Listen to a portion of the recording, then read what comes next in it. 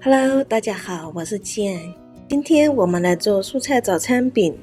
如果你家有吃剩的蔬菜，不妨跟我一起来做早餐饼吧。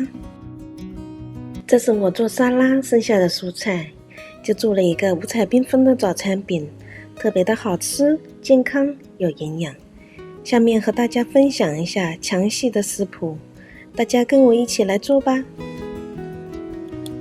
普通面粉100克，3个鸡蛋，我这里选择的是高丽菜，你也可以选择你所喜欢的青菜。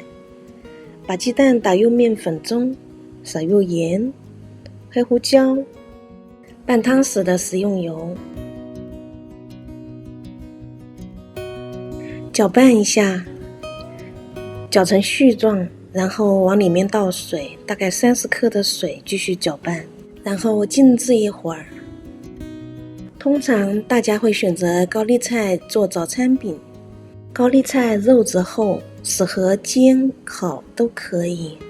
将高丽菜切成长条，放碗里，撒入盐，用盐抓一下，把里面苦涩的成分挤出来，再用清水泡洗。如果你想保持原汁原味，这一段你可以忽略。静置一会儿的面糊已经融合得更加均匀，稍微搅拌一下，放入高丽菜，一点点的加入，搅拌一下再放入。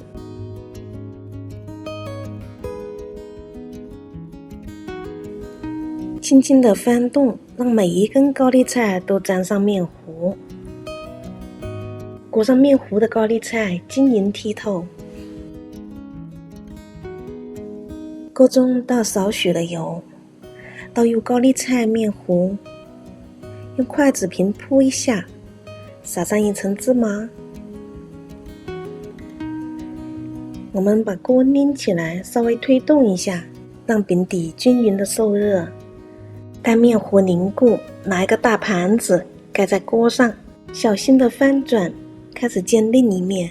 这一面已经金黄，非常的漂亮。沿着锅边淋上一圈油，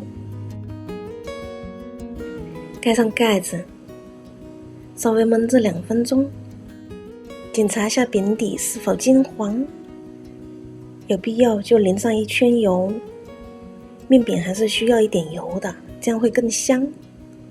再翻一面，已经有点黄了，但是内馅还是白的。再淋点油，翻转过来，撒上一层芝麻，两面金黄就可以出锅啦。高丽菜做的馅饼外层香酥，内馅爽脆，口感鲜甜，最主要是又好吃又便宜。表面淋上一层蛋黄酱，这是我吃过最好吃的蔬菜馅饼。如果您喜欢我的菜谱，请订阅我的频道吧，转发分享给你的朋友。感谢收看。